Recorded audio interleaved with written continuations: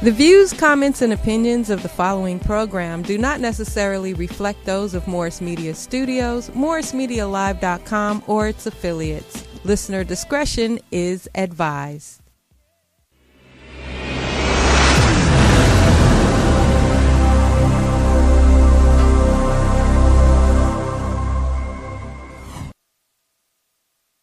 LA, straight up. Let's go out to LA. The new anthem. California Love Part 2. One time. To live in LA. West side, west side, west side.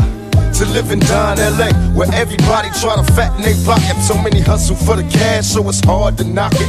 Everybody got their own thing, currency chasing. Worldwide through the hard times, worrying faces.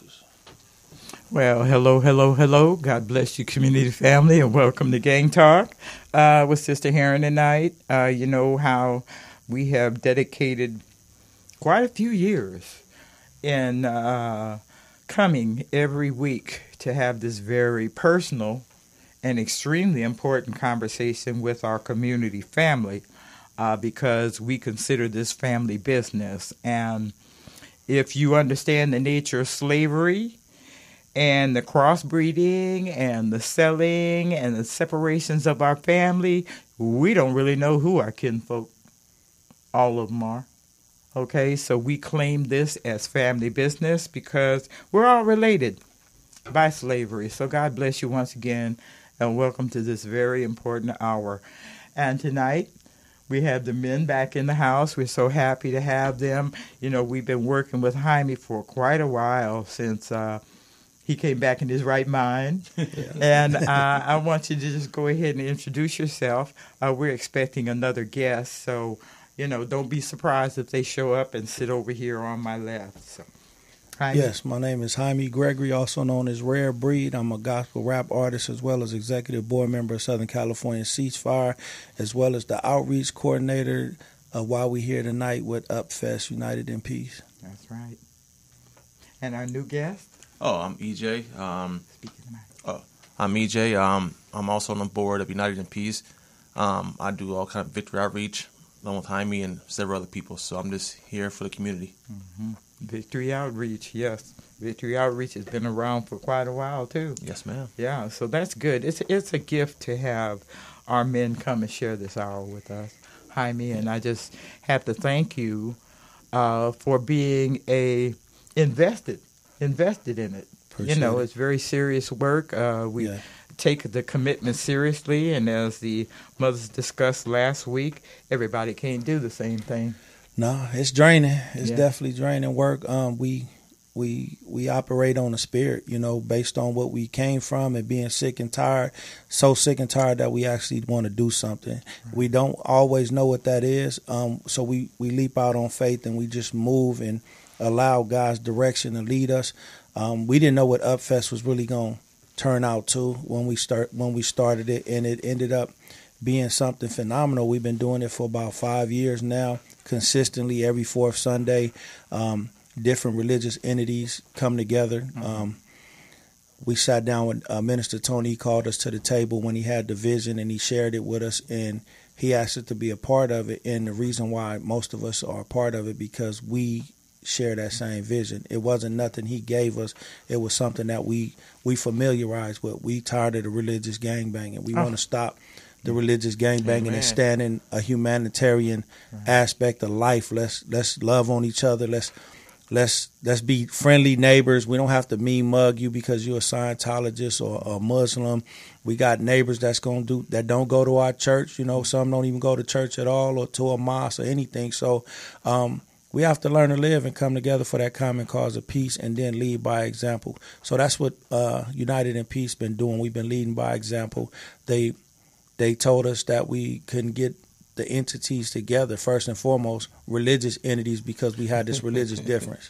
Well, you know I'm so ashamed to say, but, you know, wars have been fought before, because of religions.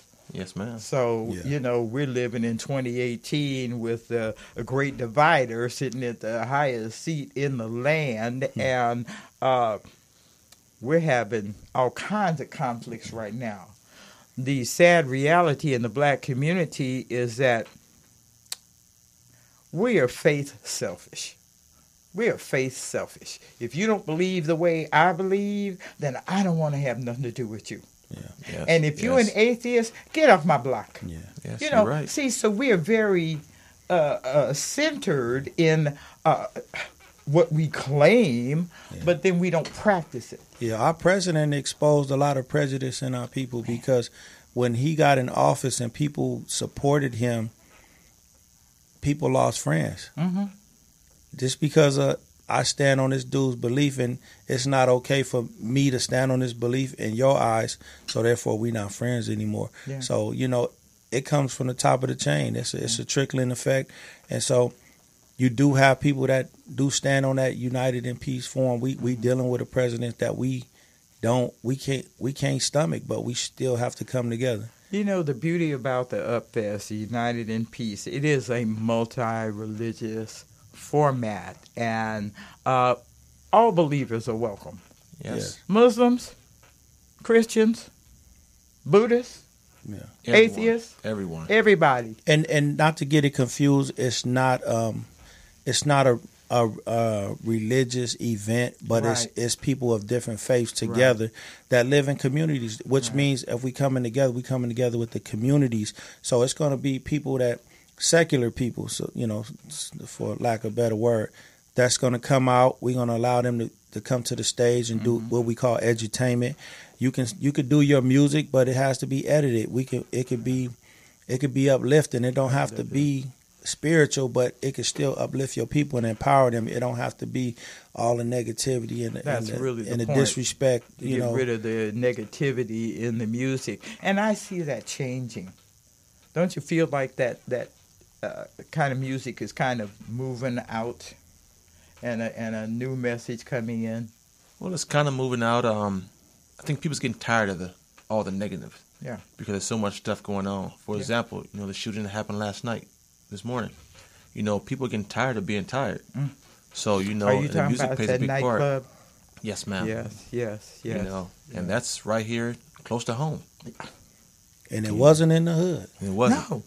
No. Safest city in America. Thousand Oaks, yeah. Yes, you ma'am. would think it is. And, the sad reality is we have a lot of military and law enforcement and firefighters that live in that community. Mm-hmm. You see, and to see a former serviceman. Yeah. And I like to look at, we empathize with them, and we hope for better things, and we stand in support because that's what Ceasefire does as a group. Right. But at the same time, we have a mass shooting going on weekly out here. Yeah. It's a young kid on one side of the community and another kid on another corner, and we all simultaneously shooting with it. So I mean, to me, that's a mass shooting to me. We got and to me, I get them on my phone. I get the calls because I work with the GRID program. So I'm out there as a community intervention worker, and I'm getting all these different these GRID zones calling for shooting, so we have to read them, and it gets overwhelming. It's like shooting over here, shooting over here, shooting over here. To me, it goes together because we cross the same barriers every day. So, and I'm like, sometimes I'll be like, I just drove past there. I just drove past there, yes, sir. Yeah, so yes. I know that feeling. As long as I've been at this, there's some corners that I just can't forget. How many times have I been on this corner? Yes. And that's heartbreaking to say that. Yeah. That once should have been enough, but to have come back a second, then a third time, it's like, what are we missing? What are we doing wrong? And so you men are the vision women like me, mothers like me are looking for. We want our men to come fix the brotherhood, the fellowship of the brotherhood. That's what mothers want. That's what black women want. It's definitely time. Yeah. It's definitely time. I think a lot of men are afraid to step up because they're afraid what their friend going to say. They're afraid what their homie's going to say. They're going to afraid, to be looked at as weak, but yet you got 2 and 3 year old kids getting shot innocently. Yeah. So sometimes you got to just say, hey. Yeah. You just posted a picture of 3-year-old Franklin. Yeah, he would have been 4 years old yesterday. Yeah. Killed in the crossfire of 2 grown men. Gang violence, unnecessary gang violence that shouldn't even happen. It's definitely time to go after the men. That's something that my pastor put on the platform when he first started his church. And that's something that gravitated to me when he said it, because I'm like, that's me. That's why I became a part of that ministry, because he said, I'm going after all the men, because if I go after men, then all else follows. So we tap into the root causes. A lot of things don't exist or don't last because we don't have root cause ethics. We don't tap into what's the root cause and how do we stem out from that. We just jump out on the bridge, on a branch, and we just work on that leaf when we need to get in and nurture that root. And you know, we were just talking about this before we came on the air, in that I was raised by that village, that's the ideal, you know, where the women took care of the kids and supported the men from behind, not leading out front, while the men went out, did whatever they had to do for our survival, and at the same time their lives were at risk from others. So it's really not really been a time in this country where a black man has been ultimately safe. There's been some enemy, really. You know, in the history of your being in this country, there's been some enemy always constantly working to do something to you. And so the change that happened from my youth to your youth is that now we're the enemy to ourselves. Exactly. That's the one thing that changed. And I don't think our kids, our young people that were born into it, really understand. They don't see that they didn't get They haven't learned chance. the systematic destruction that was embedded in our community, so they don't know where it stemmed from, why they act like that. And it's even hard to, it's so close, like you got root causes sitting in your face. You got former gang members standing in front of you talking about drop the guns. We're the reason why you have a gun in your hand. It was the habits that formed with us that make you think that you a Crip or Blood. You need a tattoo on your face. You got originators in your face telling you to stop doing it. And they can't see it. And that's how, and what it is, that's how clouded that evil spirit got our people. Yes. Well, it became a lifestyle. Definitely. A lifestyle. It's a consistency that became a reality, and it's a harsh reality. Yeah. Organizing to fix it is a very exhausting job. Very. But you know what? It is incumbent upon us as a people to wake up and recognize that us killing ourselves, there's something wrong with that. Yeah. Ain't nobody got to tell me if I pull a gun on you and shoot you, I'm doing something wrong. Yeah. I should know that. And this is a message we need to keep pushing. You killing a black man for what? Because you don't like the color of his skin? You don't like his kicks? You don't like his gear? What is it? You don't like the corner he's on? Really? You see, we have to use the common sense. Okay? And I'm sorry, I was laughing about that just yesterday. I was born in a time where common sense was all the tools you needed. Yeah. You know, your parents would say, ain't you got enough sense to know better? Yeah. They'd say stuff like that. You can't say that to these young people because now. The people that raised them were too young and they didn't have the common sense. So it didn't pass on to them. Yeah. And so what we're dealing with now is just an epidemic of bad teaching patterns, you know. And we have to do our part to learn. Like the Peace Ride is just a small portion of a lot of things that need to come. Yes. You know, Minister Tony went out to everybody and asked them to get involved. The second people to bike, or probably the first, were the street bikes. Mm-hmm. And then they said the street bikes will never ride with the hogs, and that happened. And then they said the low riders will never ride with the bikes, and it happened. And now we got the Corvette clubs, and you know, EJ, he's our president. National president of the Deuces. The Deuces, yes. This is our guest. And so we got a couple other leaders walking in the room right now. Right here, mister. Yeah, because this is a man that I have been so very proud of to see him standing out front. Don't take your jacket off. I want people to see that biker jacket you wear. I think he sleeps in that. I wouldn't be surprised. And look, that pride. That's the pride. You got to be proud of what you represent. Yeah. It got a strong meaning behind it, and it has saved a lot of lives. Yeah. He got a lot of history out on the streets. And here. You know, it's a ministry. Yes, it is. A very powerful and unique ministry that's so needed right now. There he is. Well, you're just in time to introduce yourself. Pastor Claude Powell, called the Destiny Motorcycle Ministries. L.A., Long Beach, San Diego, Fresno, and everything in between. Mobile. Okay, that's good. Well, welcome. You know, I'm sorry you're just a little late, but... yeah, we also have the here. president of the Corvettes that's also here to represent us. So, I mean... Well, he ought to come at over some here and point, stick his face in. We got to stick his face in here and let him know we stand in unity for Yeah. real. Yes. Well, yes. that's the whole point. You know, if I had known he was coming, we'd have had a cheer for you. Yeah. Okay, we could still get a cheer for you. You can have my chair. You know, listen, No way. that's important, man. He does a lot of good stuff in the community. He, Everybody. We're going It's to rotate. important in We're going here. to rotate Yeah, because exactly. we definitely Do that. want to hear from you. Thank you. Yes, sir. Thank you. Introduce yourself, if you don't mind. My name is Ray Bonham. I'm president of Corvette of Choice of Southern California. And what do you do? Go fast. Yeah.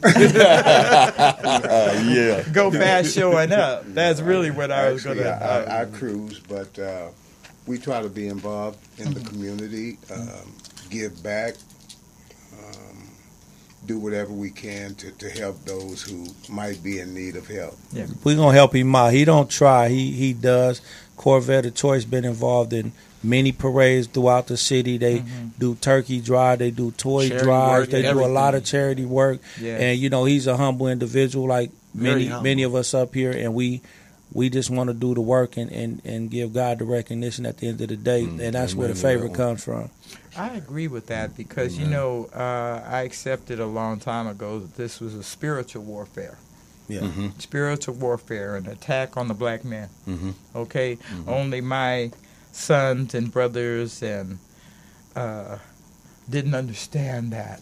Yeah. Guys didn't see it that way, that this assault was to annihilate you. It was to annihilate you. And it was almost successful. Yeah. More successful than an old lady like me would like to say. So how many hundreds and thousands of our young people have paid the ultimate cost for this? A lot. You see, so that's why it's extremely important. Now I can let you guys talk, and I can move out the way. And that's why we ride. All those things you said, we have a lot of things to say. Why we ride, that's definitely one of the definitions. And if you don't mind, Pastor Powell, before you walked in, we were talking about the beginning of Upfest and how it started with the bikes and the bikes connecting with streets and hog bikes. Kind of give them, you know, how you got started in the Upfest with Minister Tony. Well, Minister Tony and I got involved with each other back in 2002 Okay. when we were known as Bikers Against Violence. Okay. Our very first peace ride we rode in honor of Bernard Parks' granddaughter. And we rode from Seal Beach all the way over to Marina Del Rey, and we stopped past every high school from Seal Beach. We stopped by every high school on the way that had any type of violence with it. If it was a fight, if it was a killing, if it was parents arguing with one another, we rode. I did not know at the time that by the time we got to the Harley-Davidson dealer in Marina Del Rey, that Minister Tony was the featured speaker. And when we got there, we immediately connected. And we kind of lost touch after that. And then in 2012, my goddaughter, which was riding in Upfest,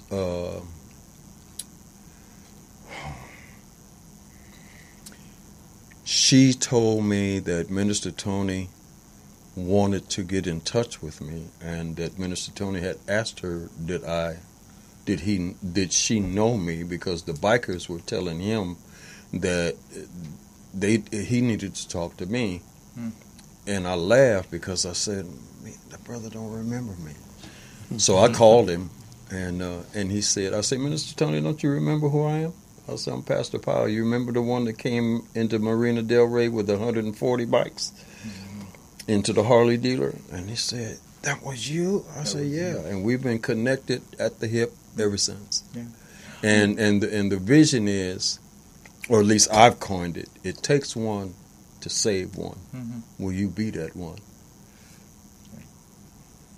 So that's how we got started. E.J., you were there already when I started with Upfest, right? Yeah, we had created the C Community Empowerment Commission after the murder of Trayvon Martin, the town hall, and through that, Upfest was birthed, and we pushed from there. Tell the beauty. See, this is what caught my attention, and it's old school. Our love of cars. Yes. Our love of Yes. cars. Yeah. I'm from the tuck and roll day.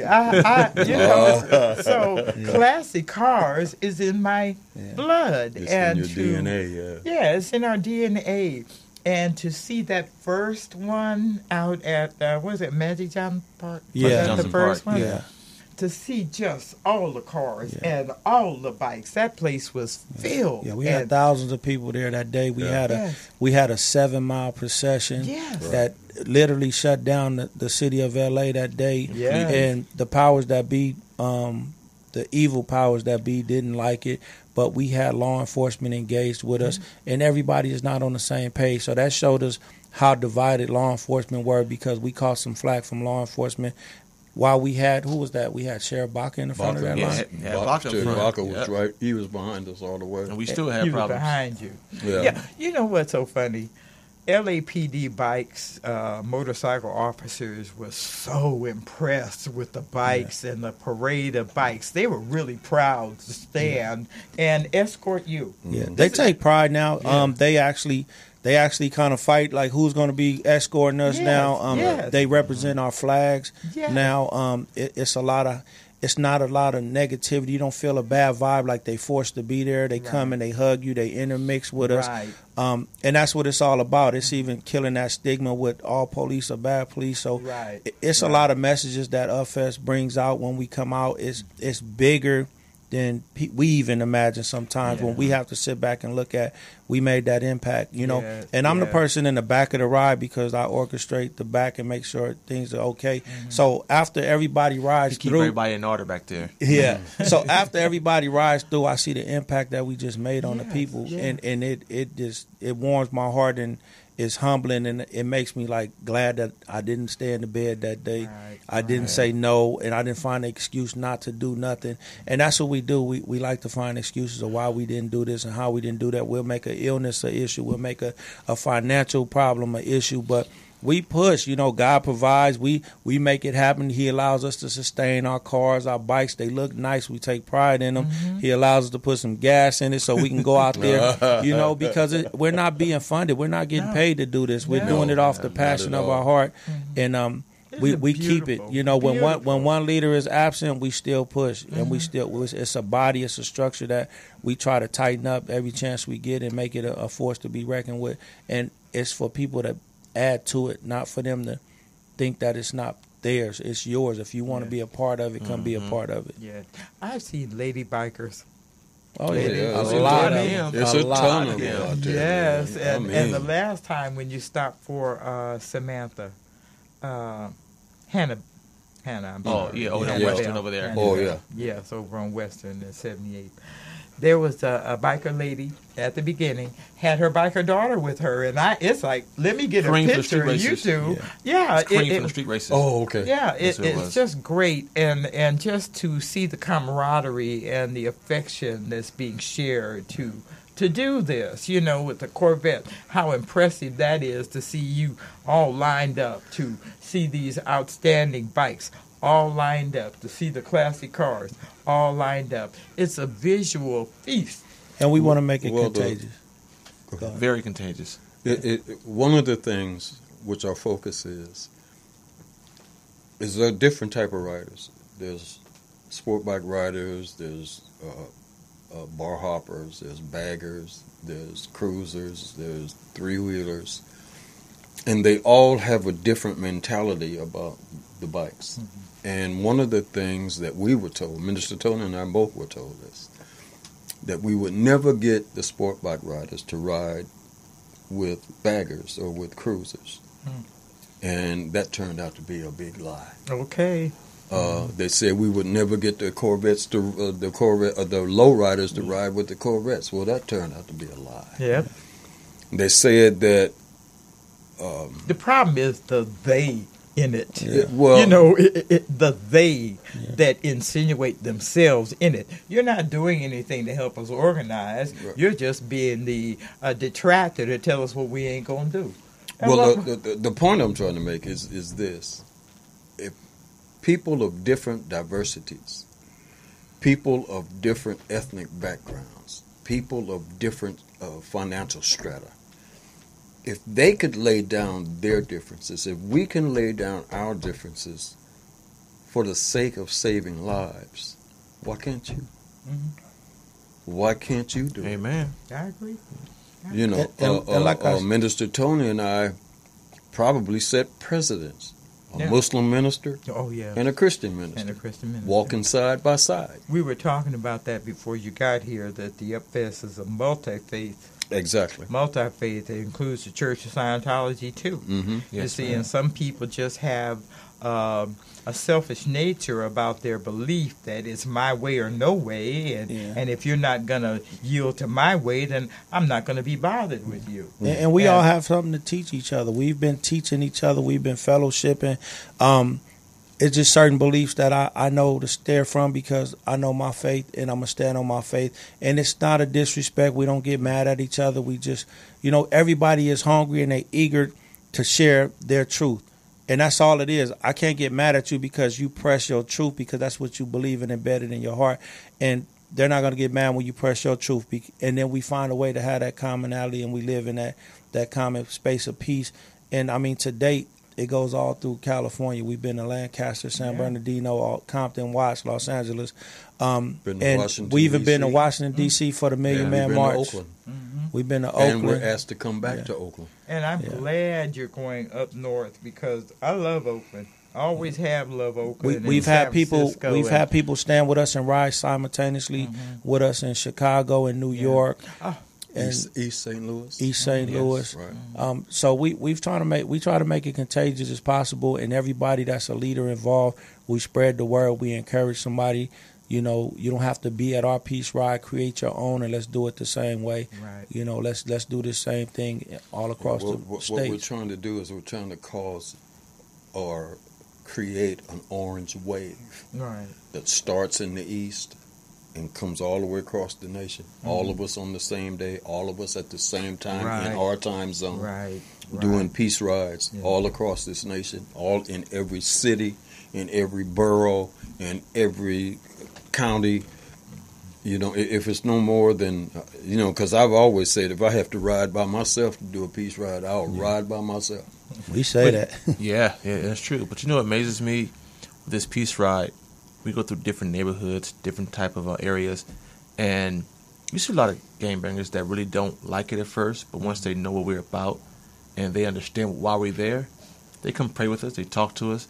It'd be a little reluctant at first, but when they see brothers like Jaime, that talk to him, Brother Ray, Pastor Powell, we all reach out because our goal is to help save a life. Mm-hmm. When we go through Watts, they really don't like us. But once they see what we're about, they all come hang out with us, laugh with us, pray with us. And that's what it's all about, to help That's what it's somebody. all about. Yeah, that's what it's all about. And really, to see the fellowship of the men.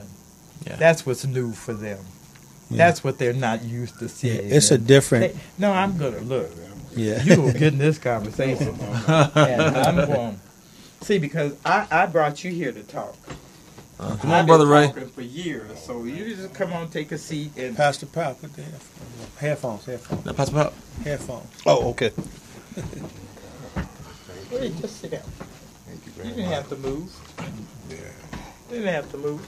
As long as you're still in frame. Yeah. So as y'all may not know, while we settling in, Sister Herron is calling it quits soon.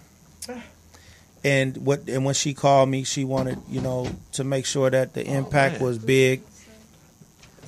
She wanted to make sure that the impact was big. She also wanted to make sure that the message was heard on her way out and be a consistent message builder, because she's been doing this for a long time, long before me, and I've came and been mentored under her, watching her and being proud to be by her side and see how she does it, because that's one of my elders, and we have to listen to our elders. So I mean, it's gonna be a sad thing to see this thing close out. She's hoping that somebody passes. You know, she takes the baton that she's passing. We've been here sitting on this platform for a long time with different people that we've had the organizer for Martin Luther King at this table, and it was a memory for me. And so to leave this behind and see that it's not going to be no more, I just pray somebody passes on, catches the torch she passes on, and we love you. We appreciate what you do. And we're going to continue to do. I think I'm looking at a gentleman that can do that. Yeah. Yeah. I thought the same thing. Yeah. She said the same thing when we first came in. I did. Yeah. Well, see, because I know there's somebody out here that wants to pick this up and keep it going. And I believe it's in the fellowship of the men. Well, I really believe that we're all going through a metamorphosis right now. Yeah. And everybody's changing into something that they never were before. You know, it's like a caterpillar was a caterpillar. And when it came out of that cocoon, it was something that it never was. Never was. It eats different food. It hangs around different people, if you will. It don't crawl around on the ground no more. Yeah. It's up in the atmosphere. And that speaks to what we're about. We're fighting, and you said it earlier as I came in, we're fighting against spiritual wickedness in high places. Yeah.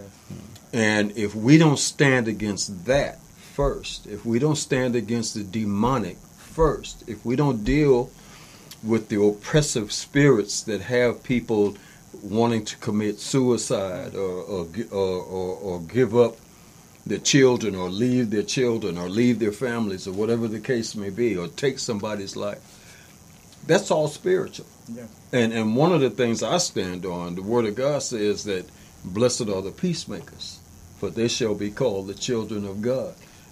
One thing I like about that, it didn't say who, it just said blessed are the peacemakers. Period. So if I'm going to align myself with anything, it's definitely going to be with being a child of God. Yeah. All right. So, and that's one of the things I believe with all my heart, why Upfest is so successful. Mm-hmm. It's because we acknowledge God, because the Word says in all of our ways acknowledge Him, and He will direct our path. I don't think we've gone into any area where we weren't needed. Mm-hmm. Not that we weren't wanted, but we were needed there. And we were accepted there. Yes. And we were honored while we were in there. Yes. And we didn't take the glory. We gave the glory to the Lord Jesus. Mm-hmm. And so that's...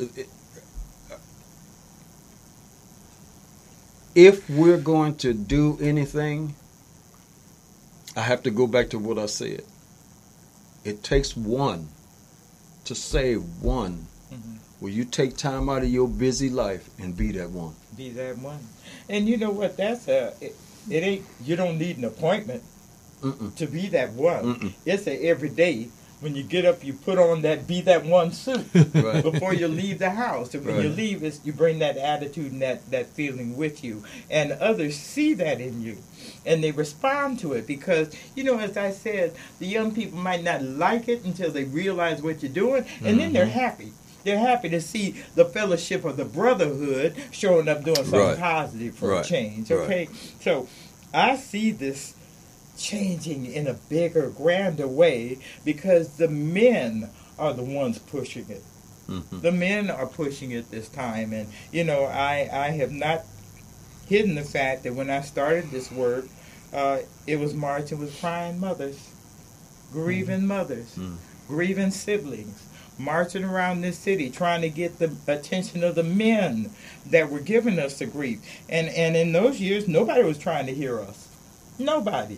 See, so this is the evolution that I'm living right now, is to have been at it long enough to see it actually changing, to see it changing. And that's the best gift I could get from you. Really. Did you ever think you'd live long enough to see a black president? Again. Again, All right. now that's the Again. one. Okay, Yeah, 'cause did I you like live to- long again. enough I to want see a again. black president? Yeah. So I want things again. can happen. It takes time. It takes a lot of hard work, yeah, but it can happen. It can happen, and we're not going to talk about the president because he got so much flack. He got flack from us too. Yeah. You know, he just wasn't the be all everything that black folks thought he should be, and you know, just being a. And I mean that just goes back to being part of the solution. And I deal with a lot of people that have negative opinions about voting, negative opinions about who's president, who's governor, this and that. Yeah. And at the end of the day, if they season people, I say, how old are your kids? And they like 35.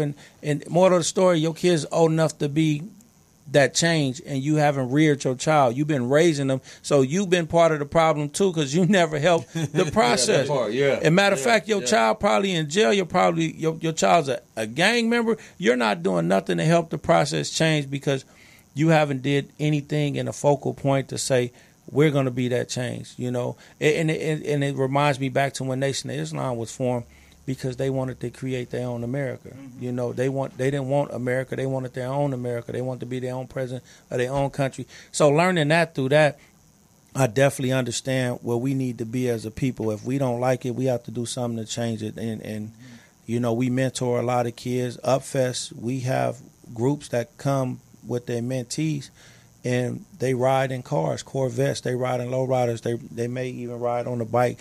But just to get that experience, and they see that, oh, that's a cool car, but also it's doing something that's beyond what we thought it would be. Because I want to get this vet driver, president, to talk a little bit about, you know, what encouraged you, because I've seen the Corvette Club at the turkey giveaways, the 77. I've seen Watch Parade. Martin Luther King Parade. Ceasefire water giveaways in Compton. Yeah. Out there lined up. So you guys made it your business to be involved. And I want to know. High school parades. Yeah. Everywhere. Yeah. Okay, let me tell you. Was you just showing off? Not at all. Not at all. First and foremost, I am so honored. I'm so honored to be here amongst all of you. You know, the way it all began for me, a good friend of mine, we grew up together, Alonzo, you guys may know him. You know, he had the club, the Loft, Eve After Dark. Mm-hmm. He called me one day and he said, man, you should stop on by because there's going to be some bikers, somebody from the Lowrider Club and Minister Tony Muhammad. They're doing this peace movement. You know, you need to check it out. I live around the corner from there, so I said, okay, I'm going to come through, not knowing what was going on. So I go in there, and they're discussing the next ride and how things have gone up to that point. So, yeah, I'm really interested now, you know, because at that time I had just lost a nephew, you know, and that's been something that's been ongoing in my family, you know, and really at that time, my mindset wasn't about peace. You know, and I just felt like I have to do something, you know, I mean, really to avenge what had been happening to my family. Yeah. So when this came about, I said, okay, I'm going to check it out. And I'm going to share with my group because there were others who had lost some family members. We did a ride or two, and it was like real cool. And there was another ride. One ride we rode to San Bernardino. Yeah. Okay. I had spoke to Minister Tony a couple of times, but this particular time. I had just got one of the cars, and he was like, man, that's nice. Can I drive it? I'm like, sure, here. He thought I was kidding, but he drove, and he shared a lot of things with me that really settled me, you know, because I still had all this built-up hostility. You know, I was angry and didn't really know what to do with it. So after talking with him, and he told me his plight and what he had gone through and how he changed, started thinking about it, said I'm gonna give it I'm gonna give it a shot. You know, I'm gonna let all that stuff go and see what happens. Now I'm starting to meet other men of the ride. Yeah. Okay, and real recognize real. Okay, so I mean, without a word being said, you can tell who's for real and who's trying to get over and who's trying to, you know, use you or misuse you. So after that happened, like, okay, there's some cool cats in here, so let's push a little further, see how things go. And man, it just got better and better. This guy right here to my right, EJ, I mean, come to find out he was like the cousin of one of my members, you know, and it didn't stop there. Like I said, I just felt like at one point my family was being targeted. I had another daughter, and she had gotten shot on Mother's Day. All right. Grace of God, she survived, no complications, anything like that. A year later, there's some kind of beef going on again over in Inglewood, and now I'm feeling that anger again. I called that brother right there, Jaime, and he said, man, you know what, I'm going to make some calls, I'm going to get back with you, and we're going to get this straight, which he did, you know. Within 2 days or whatever, everything was shut down, you know. Had to, you know, send my daughter away, so on and so forth. But I just know that, you know, everything happens for a reason. God put me where I was and brought them into my life because, like I said, I'm from the hood and the streets and all that, but at that particular time, my focus was just revenge, you know, and not letting those who hadn't had an opportunity to live get taken away from me. So I learned a lot just from being involved in the Peace Ride, and when we do these rides, those in the club that hadn't participated before, when we go back and share that, now they want to find out what's really going on. You know, why are we feeling so strongly about these rides? Because our mission statement is to be actively involved in the community and give back. Mm-hmm. So if we're doing the rides and we say that's what we're about, you need to come out here and see what these rides are about. Yeah. And as we began to do that, it just got better and more people became more involved because, like I said before, a lot of them have lost family members and just feel like there's nothing they can do about it. Yeah. You know, it's like brushed under the rug. So for me, the ride actually, I can say, kind of saved me. Yeah. You know, it kind of saved me because me being different, I was always kind of scheming on what I could do. Wow. You know? I mean, that's... You're not going back there. No, and keeping that's it real. Keeping it real. It really did. It changed my whole mindset. Yeah. Became an outlet. Yeah. Absolutely. You know? Absolutely. At the right time. At the right time, you know. Tell us what you did. What got you involved in this? Really. There had to have been a wake-up. Like, he's just talking about his wake-up. Really? Jaime has received his wake-up. Several. Pastor here. Several. You okay? Me too. God. I got several wake-ups myself, Pastor. But we haven't heard from you. Well, you know, I'm the quiet one. I just kind of sit back and don't say much. You're the choir director. Me personally, you know, I've lost loved ones to gang violence. Myself, I've never been in a gang, but my family, I've lived in it. I grew up in it. I've been on my own since I was 11 years old. You know, my mom's an alcoholic, you know, so she put us all out at age 11. So I had to fend for myself. So my goal is when I see somebody in need, I do my best to help them. And one day I was riding my bike and I seen this a whole parade of cars, bikes, and this. I'm like, where's all these people going? Yeah. You know, and that's when I met Pastor Powell, and his spirit kind of just led me to listen to what he was saying, and you know, and I found out what they were doing and why they were doing, and my heart just wouldn't let me stay away. You know, my heart is so filled with helping and guiding and trying to fix everybody, which in reality we can't fix everybody, but we try. Right.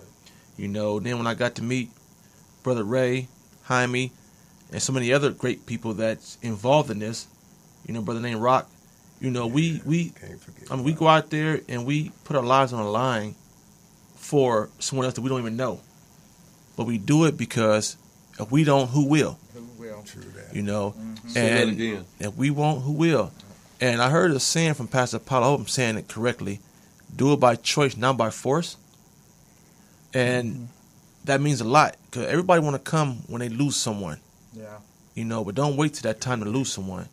You know, Jaime's out here every single day. This is his whole life. You know, a lot of times we don't know what Jaime does because he's doing so much. You know, but as you get to know him, you get to see more and more what he does. And I have a lot of respect for him because he's out here when nobody else is. He's out here when we all in the bed asleep. Yeah. You know, so people like him who keep me coming around. You know, Brother Ray, this man here, he's a humble, quiet person. Surprised you got him talk this much tonight. But he's another one that will give his heart to you. And on some of these rides, seeing the tears of the mothers, seeing the kids, the love that they feel once we all embrace them, you know, that's something that you go home with at nighttime and you're just like, wow. You know, a lot of times I'm like tired, don't want to get up and go. You know, it's like Jaime said, but I make myself. When I do, I am so proud. I'm so happy and humble because if you haven't been on a ride and seen the reactions of the people and the love that, see, I'm going to tell you, a lot of these parents, victims,